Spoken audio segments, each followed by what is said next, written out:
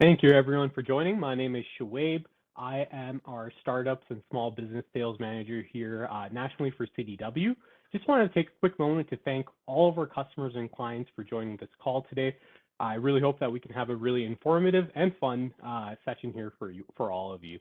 I also want to take a quick moment just to quickly thank our partners over at Mimecast, who we've thrown this in partnership with, as well as the CDW events team for helping put this together for us. So again, like I said, thank you all, and hopefully we can make this as informative as possible. Bob, if you could just hit the next slide there. Absolutely. Thank you. So before we get started over here, I do want to just quickly go over a little bit about the CDW journey so far, kind of where we are, how we've grown to help meet our customer needs, and really focused in on that specifically. Our organization culture has really evolved and centered around helping our customers achieve their goals by providing them with the right technology advice and products as they need them. That's really our purpose, and that's kind of our mission statement as well too, right? So as you can see on screen over here, we have made multiple wide variety of investments throughout the years, moving into the Canadian market in 2003. And then of course, looking at, the more recent years, you will see a lot of dedicated investments into very specific growing IT landscapes that we want to make sure that we are bringing to the forefront with our customers. We've made significant strides organically by bringing on more engineers, architects, as well as really acquiring quite a few best practices. Let's put it that way. So this has really helped us, develop that full stack solution so that we can provide a full integrated solution to our customers moving forward and really help you get the right IT solutions for your business. CDW is a service-led organization. We want to focus on your problems and provide the right technology that can help solve those problems. Bob, if you could just move on to the next slide there. I just want to quickly touch also upon the fact of all of our major partnerships, right? And really what that brings to the table, right? We do have all those partnerships with the tier one partners in the industry, and we're typically number one or number two in North America for those partners as their number one reseller partner. What this allows us to do is bring that large supply chain network to be able to provide you with the best service moving forward. And I really want to just zero in on one logo there that you see on screen, Mimecast logo. And you know what, Bob? I know Mimecast has quite a bit of information that they want to share with you, and then a fun game afterwards. So Bob, I will pass it on to you. Excellent. Thank you so much. And thank you everyone for joining, and thank you for CDW and your fantastic partnership. Been working with you for years. One of my favorites. I've never had a bad experience, and the partnership together is extremely important. I know a lot of the customers on the call. They trust you and they trust your recommendations, and hopefully, they trust the partnership with Mimecast, because a lot of things we can do together, not just in the past, in today, but also into the future. Really, together in the fight, specifically against ransomware, that's what we want to focus on today. We kind of say join the protected. It's something that's top of mind, and I don't want to focus solely on doom and gloom today. I also want to focus on just some key areas, parts of your organization that might resonate. Everything I touch upon today might not be applicable to you, and that's okay. But there are certain areas I think might stir up some conversation. So when you're ready to have those conversations, reach out to CDW. They'll be happy to engage myself and my team. We're more than happy to really understand the pain points you're experiencing and find ways in which we can help each other together. Now, in terms of what I wanted to tackle today, there's quite a few areas. And the first, of course, ransomware. Right? The attacks we talk about, they're diverse and complex. And the one thing I often say about Mimecast, we can help protect from ransomware, but surprisingly, as an organization, as a seller, I'm not going to say we can solve all the problems alone. That's where togetherness, partnerships are really key. And if any vendor can claim that they can stop all ransomware, challenge them on it. Even when the time comes to have the conversation, both with CDW and Mimecast, we welcome the conversation. Nothing better than for me as a sales engineer is when I'm talking to organization and they have questions. They want to dig into the technical aspect. They want to know how exactly does it work. It's not just marketing words. It's really the technology underneath it. And with ransomware, really one of the difficulties is it's a symptom. It's complex, and attacks start in many different ways. They might not actually start as a ransomware attack. A threat actor, they might infiltrate your organization's defenses for some other reasons. It could be to steal data, or sometimes just because they can. It's kind of like one of my favorite quotes from one of the Batmans is, "Some men just like to watch the world burn." The attacks, they might not start as the ultimate end game, right? They might just be poking around at the defenses to see what happens, and this can involve a compromising user, an administrator, a computer or IT system. The original actor might even end up turning a profit and sell that access onto a threat actor who specializes in ransomware, or launch their own ransomware attacks. So a lot of cybersecurity tools, they touch upon this, and while all defenses, especially on cybersecurity, can be considered as helping in the fight against ransomware, it's becoming key and increasingly apparent that coordination, right? Not just a Mimecast, not just a CDW, but a coordination of your security tools is really key. Now, one thing I've been saying for years, email is still the number one attack vector. It's been over 90% for as long as I can remember, and it's imperative. It's really important that you have the best possible email security. Microsoft 365, we're friends with them. I have several friends that work there, and it does some layers of security, but you need an additional layer. And the difficulty is some ransomware does come directly through email, and today it's opportunistic attacks. We can think of them using obfuscated attachments. And then they're also going to do an issue I've seen with different platforms is you have to balance high volume, low effort attacks that people think like the solutions like Microsoft might be able to prevent. But I have seen consistently time and time again let through that high volume, low effort attacks. If you're in Microsoft, and you've seen things, for example, like fake voicemails or fax files getting through. It's something for some reason I still see slipping through. And time again, Mimecast at the forefront of our customers, protecting them, don't allow that in. But then inversely, you also want to think about those low volume, high effort attacks. They're extremely sophisticated and can be difficult to block. So the solutions you have today, can it stop those types of attacks? Now, furthermore, we also want to think specifically ransomware as a service, right? RAS, right? Everything has to be as a service now because that's how it's profitable, especially for these attackers. These attackers are using more complex attacks, port scanning to look for specific vulnerabilities, specifically advanced credential harvesting, seeing that nonstop. Because if I can compromise user, it's a lot easier to navigate across your organization. They're using things like password stuffing into remote access protocols. The goal is always the same. They want to try and compromise credentials, computers, or different IT systems in your organization and gain a foothold inside your four walls, your foundation. And from there, they want to spread. So if we think about it, it's not getting easier to prevent. The attacks are continuing to evolve. The thing I have often said is you want a solution that can evolve faster, and that's often a balancing game, right? Who can? It's almost like an arms race. So complexity is increasing, threats continue to evolve, and the number of ransomware threat actors is growing rapidly. Late last year, about October, we were tracking about 15 specific groups, but now we've lost count because it's exploded. The other difficulty is some of these attack groups will go quiet while they work on new variants, new code, new ways to attack you, and then they reemerge, whether as the same organization and name we know, or different branch, or they've combined forces. It's really cyber warfare at times. Now, the next piece we want to think about is really the complexity. That means no single security can actually form a ransomware defense. Like I said, no single vendor, such as Mimecast, should be expected to solve this problem.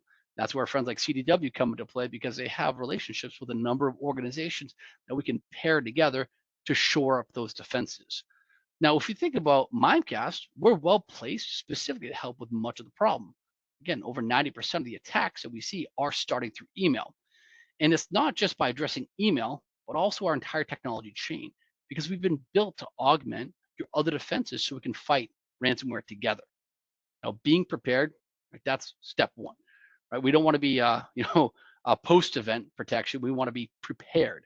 So if we think about some of the Mimecast different defenses, for those of you on the call, if you're familiar with Mimecast, many times I talk to organizations that know us solely as email security only. But we've really expanded over the past few years, and I've been here almost 8 years. Don't plan on leaving anytime soon because it's been amazing to see our evolution, especially as we've kind of seen the cyber attack warfare landscape expand. We'll start with first two key areas. If we think about Mimecast specifically, right, there's a wide array of products. The first two areas you want to start focusing on is awareness training. We want to strengthen your users and we want to help them spot potential threats, help you and your organization understand areas of weakness and address them. And then DMARC. If anyone wants to, if there's a chat available or following this when we talk, DMARC is one of those things. Every time I talk to an organization, I haven't met someone who actually knows what DMARC stands for, and I say that as a joke because everything in security is these fun little initials and acronyms. Now, DMARC, domain-based message authentication, reporting, and conformance. It's a long way of saying we want to show up and protect your brand, protect your organization, your brand, your customers, partners, suppliers, your relationships. So if we think about first and foremost, awareness training and DMARC, how do we help? Well, let's actually kind of introduce a specific scenario. I like to use this one specifically because it is rather interesting. I like to ask, is this helpful? Now, let's say you're trying to train your users, and this is what's delivered to them. It's a UI, whether it's web-based or an application, and it's a true-false question. You ask your users, between 2004 and 2013, over 1 million records of personal information were stolen or leaked through data breaches of major organizations. Now, we'll address all the problems with this question in a moment. But between 2004 and 2013, about 9 years, 1 million records of personal information were stolen or leaked. Most people, and I imagine everyone on this call, would say that's true, right? So our learner response is true. But what would you do if your user replied true and actually told them the correct answer was false? Now, I hope everyone would be furious, and rightfully so. And I didn't make this question up. As a matter of fact, my wife works in healthcare, and last year she was actually taking her healthcare companies, training, and she sent me a picture of this question that she got. So let's unpack this problem. A healthcare organization, fairly large, was training their users. That's step one. That's great. We want to train our users, but they're training their users with stats that are almost 10 years old. Actually, almost 20 years old when you go back to 2004 to 2013. So 10, 20-year-old stats. And not just that, completely wrong, right? Absolutely over 1 million records of personal information were stolen in that time period. I mean, that's almost a given day nowadays. So the issue is the organization is training their users, but they're training their users with outdated and incorrect information. Now, on their sheet, they're checking a box. I'm training my users. But we all know time and time again, we've seen different platforms. It's just checking a box. We're not training our users. I actually even go back to my time. I spent almost 10 years at IBM. And I want to say it was about twice a year, we got what I call painful security training to the point where they realized we were just clicking through it. So they built in timers. So if you try to go too fast, it would tell you, slow down, take more time. So as users, what would we do? We would literally all bring our laptops to lunch. And as we're talking, we'd sit there and click next. And then we'd wait a bit, click next. And when a question came up, the longest answer was always the right answer. So even then, right, they're checking the box and training the users, but it did nothing for the actual users. So over the years, I'm sure we've all seen our fair share of good and bad platforms. And with Mimecast, we wanted to really do a complete culture shift, a complete change in how we address that. And that's why I want to introduce Mimecast awareness training. The reason why this is so different is because it's a complete overhaul. It's not archaic and old information, and it's not built to be punitive to the user where they have to spend hours doing it. First and foremost, we have short, quick videos, 2 to 3 minutes in length. Now, the videos themselves can feature characters such as you see on the screen. I always want to introduce them first because it's so different. It's not that cut and dry, really plain, boring training. It's users like Doug here in the middle. He falls for an email such as a free cruise. Maybe it's a wide array of topics such as tailgating into the office, posting the social media, talking about things in an Uber, right? A wide array of things, not just cybersecurity only, but security in general. And in the instance of, let's say, that free cruise, Doug thinks, wow, I got a free cruise, and human error, almost like the angel and devil here, good and evil, human error saying that's a great deal. Let's take that. We should do that. And sound judgment saying, hold on, let's think about that. What would IT say? And of course, the user makes a mistake.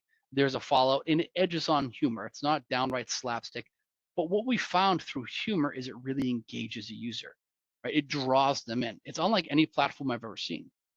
Now, the best part again, it's short, 2 to 3 minute training videos, so it's quick. Now, it's designed to also be done on at least a monthly basis. We've done a survey of organizations, and I want to say upwards of three quarters do training at least maybe once a quarter. Instead, we want to look at touching the users multiple times, training them through this platform. You're in and out in under 5 minutes. When they watch the video, they're asked a specific key pointed question on that video. They answer it, and if they're right or wrong, there's built-in GIFs. You can customize your GIF. So if you want to personalize it, have your CIO thumbs up or your CEO thumbs down, right? You can really make it your own. They get benchmarking based on their own statistics. They can see perhaps if they're like my friend Dan here on the Mimecast partner side, maybe he's getting the question wrong and I'm getting them all right. We can benchmark how we all are. But in the key point too is we also educate the user. It's not punitive. We're telling the user what the correct answer was and why. You can also add in one pagers. So if you want to have a specific maybe training of the month, or maybe for cybersecurity awareness training month, you want to have your own information. It's all part of the seamless solution. And you're in and out in 5 minutes. That I'd say you can do once or twice a month. Pair that with also our fish testing. We have a library of templates. We have community samples. You can actively fish test your users, see how they perform on phishing emails. We also have actually just built out. We've have multi-stage templates where they enter information, and we're in the near term, next few weeks, releasing customizable templates where you can build multi-stage templates like Apple or 365 templates specific to your really requirements. See who's not only clicking links but entering information. Now, on top of all that, we want to give you visibility. We want to provide you deep insight into user behavior. One of my favorite things about Mimecast is the nuance. It's not just did the user click on a bad link or didn't they? It's their performance. Are they clicking on links? Their engagement. How often are they taking the training? Their knowledge. Are they getting questions right? And their overall sentiment into the platform, into security. If you have users responding negatively to training, maybe a specific department or a specific users getting things wrong, it's areas for you to focus. Deep metrics overall. One of the nice things about Mimecast is how everything overlaps and works together. One of the things we want to make sure we're doing is on the gateway, if you're using our email security and a user clicks a bad link, we'll protect them. But we automatically de-weaponize that email that a user clicked on and add it into your templates. So if you want to safely phish test your users with an actual phishing email that an attacker created, you have that ability all built into the platform. So it's not singular, it's not upsell after upsell for a particular product, it's all integrated. And one of the most bizarre things about this platform, I'm not just a fan of it because I work at Mimecast, this is actually some of our customers. We've actually brought some of the characters on site pre-pandemic, as well as at conferences, and even some of the actors have been recognized in public. It's a complete change in the user perception on these solutions. They really get drawn into it. I'm actually good friends with one of the Gartner analysts who was a former customer. And actually, I'm actually seeing him next week at a show. And one of the things he's told me is back when he used the platform before he became an analyst, is his users would reach out to him and say, when's the next video coming out? It's not episodic, but the fact is the characters are consistent and the users become engaged, and it really creates a whole culture shift. So it's something I definitely recommend. If you haven't seen it before, reach out. We can definitely talk about it. Now, the other area that's less fun to talk about, DMARC. So DNS. We have SPF and DKIM. That's part of DMARC. And again, DMARC is domain-based message authentication, reporting, and conformance. Forget about all those first few parts. It's reporting and conformance that are key, the R and the C. Now, in order to leverage DMARC, there's first SPF. That's Sender Policy Framework. It's important, and I'm sure many of you are familiar with it. You're adding authorized senders into your DNS record. So Mimecast, if you're using us as a gateway, we're authorized to send on your behalf. Maybe you're using MailChimp or Concur. These are third-party solutions, not user-generated, right, but other aspects that are sending email on your behalf. This is important. I talked to an organization in Canada today, large healthcare. They don't even have their SPF record configured at all. They weren't concerned about it, which concerned me, but it is something that people still need to learn about, and we're more than happy to have the conversation. SPF's great to implement, and it's important to monitor for. I've also talked to organizations that have entries that are 3+ years old. have solutions in there that they haven't used in years. Also not ideal from a security standpoint. SPF's great, but it also can fail on forwarders. And this is something you want to start looking at. Pair SPF with DKIM, domain keys identified mail. That is a digital signature that's affixed to each outgoing message. Ensures the message hasn't been modified during transmission. Pairing SPF and DKIM together allows you to achieve DMARC compliance. Now, again, this is something I know many people have heard of, not quite familiar with. Even if you're not interested today in fully implementing DMARC, reach out to CDW, reach out to Mimecast. We're more than happy to have that conversation together. It's a process. It's what we call the DMARC journey because it does take time. There's first and foremost getting DMARC implemented. The first thing you do is sadly nothing. You publish in your DNS record pulse equals none. This means we're just monitoring. We're seeing who's sending email on your behalf. And this can take several weeks because again, not all emails user generated. Many times we find shadow IT, not malicious actors, but again, maybe finance is using Concur. Marketing is using Constant Contact. They never tell IT because they don't know about these things. So from there, once you start monitoring and analyzing all your sending sources, we want to then get to a policy equals quarantine. Messages that fail DMARC, SPF, DKIM checks, fail DMARC, we now tell the receiver to quarantine these messages. Finally, we want to get to policy equals rejection. Reject messages with failed DMARC checks. The easiest way I equate DMARC, think about TSA, right? Let's say 9/11. I could walk up and go through the airport with just a boarding pass, right? It wasn't much authentication, verification then.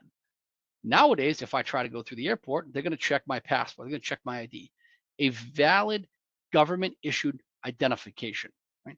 If I'm not who I say I am, if I'm not on that boarding pass, if I fail that, I'm not allowed through. Think of email like that. There's millions of emails going out in a given month on your domain, from your domain. Some of it's legit, some of it isn't.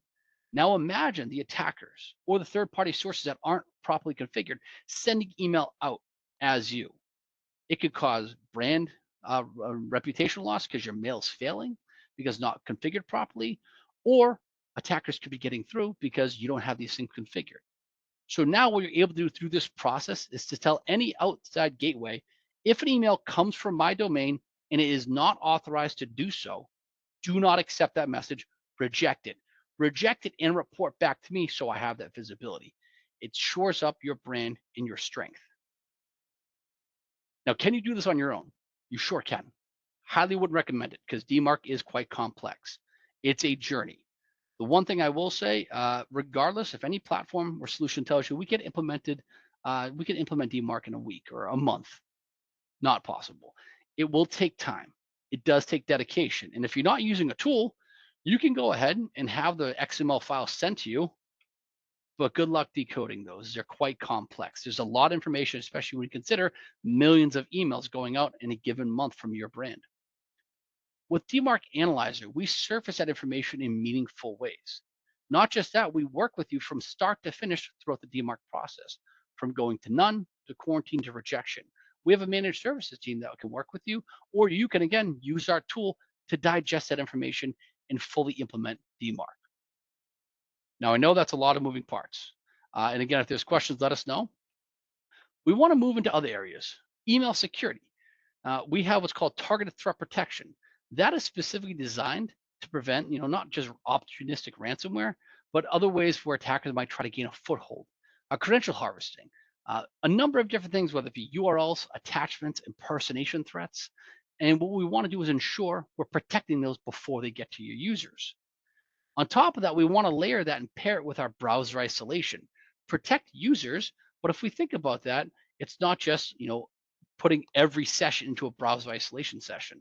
That is problematic. We have high detection on the gateway side, but we also want to ensure the unknown or uncategorized sites are protected and pair that with 100% availability, not 99%. As an organization, you're always running. Now, how do some of these areas work? From a gateway perspective, there's a lot of moving pieces there. Definitely can have the conversation, but browser isolation is something I know a lot of organizations have evaluated. Essentially, what we're looking at is users are connecting to a potentially uncategorized site, potentially malicious, and we're diverting it to a remote session. Now it's a remote stream back to the user. They're not actually on the site. Mimecast is there, and you can see we're actually streaming it directly back down to that user. It's completely containerized, completely protected. It's really three solutions in one. Browser isolation, right? It's an additional layer. We want to actually really be precise. So in this regard, we see rapid sites are appearing. Over 200,000 new domains are registered every day. Now, 70% of those are typically malicious. So browser isolation is preventing the credential and sensitive information from being shared, as well as direct malware infections. Right? User clicks a link that then downloads that remote executable content. We want to give them a safe environment so users can safely navigate the ones that are outright deemed malicious, but have that kind of gray area. Remove the requirement for costly infrastructure. Nothing in your house you need to maintain. Mimecast is entirely cloud-based. We want to help reduce the investigation complexity, time to respond. Even as an administrator, any link you look at from our admin console opens up in a browser isolation session to protect you when you're doing that review. And then overall, right, safe access to these new unclassified sites, potentially malicious. Eliminate that zero drive-by download malware infections. All this in one. To the user, it's simple, it's easy. User clicks a link that opens up a browser isolation session. We introduce it, and keep in mind we do have end user enablement assets across our entire solution. So prior to deploying anything from Mimecast, you have the ability to customize and brand our documentation to inform users, and then even post deployment, your IT team is armed with that documentation. Users on that site, and you can see specifically if you've allowed them to get or send information to the browser. There's no typing on that page. We want to ensure you're protected, you're controlled. And even if there's an attachment, safe files are opened within the browser isolation session. Users cannot access it. So it's an important layer to think. We're protecting the gateway, we're protecting your brand, we're protecting URLs, attachments, impersonation threats, as well as browser isolation sessions for those new uncategorized sites. Again, it's a combination of technologies. Now, I know we're all eager to get to bingo, so we'll be quick, don't worry. But what we want to also think about is the other areas we can help. Business resilience is the overall goal, and recovering from an attack is essential. So, what we also have is internal email protection. That helps in a number of different ways. During any attack, it can help identify compromised email accounts that are being used to spread email threats laterally across your organization. And then once the attack is contained, you can actually take remedial action. You can search and destroy every instance of malicious messages in your environment. We also want to think about different ways it can be useful, especially for maybe a policy violation. You have the ability to search across your environment to see maybe if a particular file was shared around. Payroll always comes to mind. Identify that and pull it out of mailboxes. Not just remediate messages, but let's say users compromised through a different methodology. Sync and recover is an independent compliant recovery that's subject to the same security. So you can restore emails, calendars, contacts, and tasks. You can directly from Mimecast pipe email right back down to your environment. Let's say during the migration 365, there's corruption. You can do point in time restores. Let's say a user leaves the organization and someone takes on that role. You can take maybe a particular folder or set of emails and hydrate it right down to that new user's mailbox. Mimecast can archive your data up to 99 years, but it's not a place where files go to die. It's e-discoverable as well as actionable and recoverable. So from a remediation standpoint, it's quick. You can do it from subject line, file hash, URLs, different date ranges, find the messages either automatically through rules you built in or manually. Find those messages, pull them right out. And if you want, we focus on teachable moments, educate the user. A brandable message, my environment's 228. Your logo is here, tells the user you pulled the message, it contained harmful restricted content. You don't need to take any action. You don't need to call me the administrator. It informs the user because we want them to be understanding of what's happening in simple terms that are direct to them. On top of that, when you sync and recover, easily restore those messages. Again, including folder structure, so we can store and back up your data as well as recover it, whether it be a direct restore, a snapshot. We also maintain the live view of what that mailbox looked like, as well as historical view. Let's say 5 years down the line, a project comes back online, that user had that data in a folder, it's all maintained and stored. So if we think about all these different things, right, it's all underpinned by the Mimecast platform. Our threat intelligence, open APIs, and pre-built integrations allow you to leverage our ecosystem partners for consistent protection through bilateral threat sharing that's across your perimeter, endpoint, and cloud security. You could also get visibility control for incident response, couple that with remediation capabilities, and that's across all your platforms. Let's say, for example, Mimecast is detecting a new file at the gateway. We can share that down to CrowdStrike. So now Falcon can evaluate if it exists on any endpoints and terminate it, and inversely share their threat intelligence back up. If you have a log aggregator like a Splunk or a Logarithm, QRadar, share that information down so you can easily have all your data points correlated. Or an ITSM like a ServiceNow. You don't have to necessarily access the Mimecast admin console. Your IT team can exist where they always have been. To wrap it up, Mimecast is playing our part, but critically through the technologies and exchange of information, it really helps protect and fight against ransomware. So I'd recommend taking a look at our integration alliance page. Again, we are friends with CDW. They know all about this. They're more than happy to talk about these integrations as is myself and my team. And it's important to note where our integrations don't pre-exist. There's almost 100 today. And we're constantly building that out. We have hundreds of integrations our customers have built out from our documentation. It's all there. So our customers can take Mimecast data that they're getting from a security layer and share it across their environment, and where applicable, also receive back up. I know that was a lot of information. Please don't hesitate to let us know if there's any questions in any way in which we can help. But our friends at CDW, I want to thank you for your time, the participants. I also want to thank you, and I look forward to helping however we can.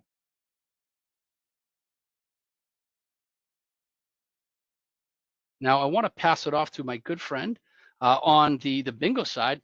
Mitch, did I put you to sleep there? You may have been put to sleep. Let's